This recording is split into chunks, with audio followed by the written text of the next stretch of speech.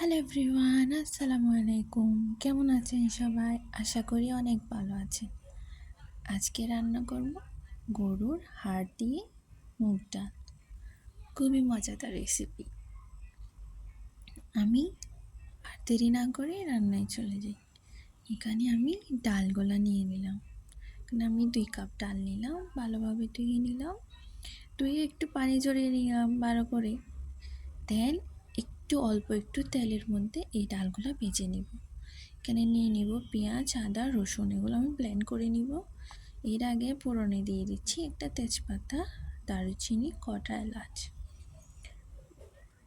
দেন পেঁয়াজ কুচি দিয়ে দিলাম ব্লেন্ড করা ওই পেঁয়াজ, রসুন, আদা। দেন গুঁড়া মশলা দিয়ে দিব 1 চামচ হলুদ, 1.5 চামচ মরিচের গুঁড়া, 1 চামচ ধনিয়ার গুঁড়া আর 1 চামচ জিরার গুঁড়া। এই হাড়গুলো আমি আগে থেকে সিদ্ধ করে রেখেছি। ওই যে একটা দেখতে পাচ্ছেন, ওইটার মধ্যে আমি কিছু গরম মশলা দিয়ে সিদ্ধ করে নিয়েছি, কারণ ওই গরম মশলাগুলো খাওয়ার সময় মুখে লাগে। তাই ভাজা ডালগুলো দিয়ে দিব ভালোভাবে কষিয়ে। এই ডালগুলো দিয়ে আরেকটু কষিয়ে নিব।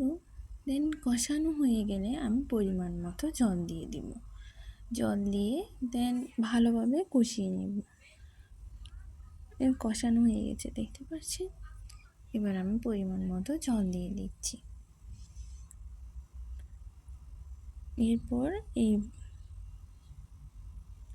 পানিগুলো ডাল এখনও সিদ্ধ হয়নি, আরও ডালগুলো সিদ্ধ হওয়া বাকি, এখনও সিদ্ধ হয়নি। দেখছেন পানি আছে, আস্তে আস্তে পানিগুলো টেনে যাবে। আমি শেষে দিয়ে দেব 1 চামচ গরম মশলা দিয়ে এই ডালগুলো নামিয়ে নিব। আমাদের মুগ ডাল রেডি গরুর হাড় দিয়ে। ট্রাই করবেন কিন্তু।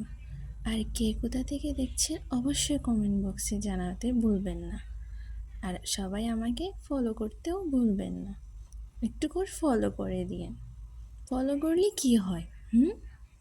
আর সবাই ভালো থাকবেন, সুস্থ থাকবেন। আল্লাহ হাফেজ।